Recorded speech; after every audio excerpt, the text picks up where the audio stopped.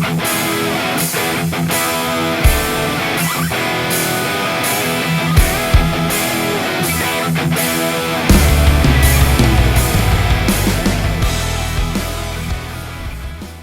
guys, Ro here again, time for another ball review. This time I'm reviewing another lower performance bowling ball that I'm throwing at the moment. It's called the Ebonite Turbo-R. So basically to give you guys a bit of perspective, it's a symmetric pearl, lower end performance bowling ball. Essentially, this bowling ball is length with controlled back end, as they say. If I need something to be just a little bit lazy down lane, and what I mean by lazy is, makes us move, but it's not a strong, really strong move. It's kind of just, it moves, but it just kind of then stops a little bit, gets a little bit lazy.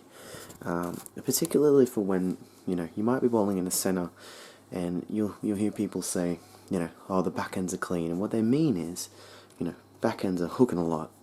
So if you need something with a little less motion off the spot, so off your break point there, when the ball starts to go from left to right, you need something a little less, this is the ball.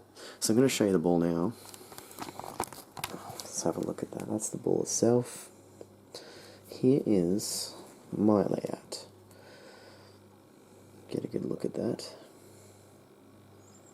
So again, I use switch grips, just basically for me it's feel. I'm finding that with the switch grips, it's nice and comfortable, and I've got a pretty consistent feel.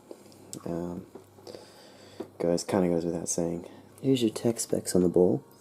So colors, length with controlled backhand, as I said. Where's the surface?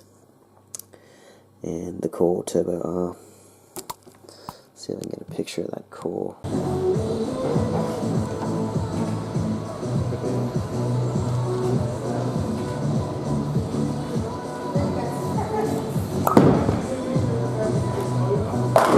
What I found is essentially the more oil it got into it, the lazier it got, and it was a little bit easier to control, but I still wasn't quite finding what I wanted out of the ball.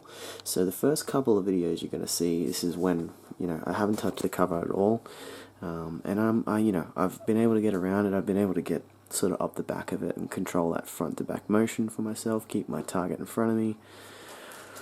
But then I thought, I'm seeing a bit of what I deem as over-under. So sometimes the ball was just absolutely hooking, and I just couldn't keep it on the left-hand side of the head pin, for me, being left-handed. And other times it was under, so I was going, light on the head pin, even missing the head pin to the left.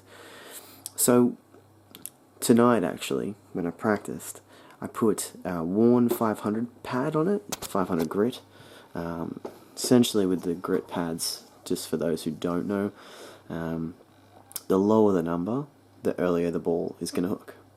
And the more worn they become, basically, as you use them, the later the ball's going to hook, because it becomes like 500 will then turn into 1,000 in terms of grit, because it becomes smoother, and becomes smoother and smoother and smoother until eventually the number, estimate it to get right up there in the thousands. So essentially what I was getting at is it was more of like 1,000 to 1,500 grit pad for me. And I just, because it was being a little bit lazy for me, I just wanted to see the ball go a little bit earlier for me. Again, my ball speed being 30 odd kilometers. I wanted to see a little bit earlier ball motion, and then that sort of hook stop motion, and it was perfect. It was exactly what I was looking for. I was able to get around it, just roll on it.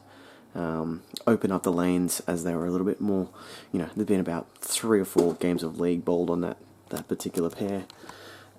So I was able to open up the lane a little bit more, get the ball to start a bit earlier, and just be just a little bit, I found still lazy, but absolutely what I was looking for. And this is the kind of education around this is, if you're finding that the ball's being too lazy, put a bit of surface on it, get it to start a little bit earlier. Otherwise, if you go the other way around, it's probably going to be even lazier, and you're going to have to move and square up a little bit more. So guys, thank you very much. I hope that gives you a bit of an idea before you watch the video.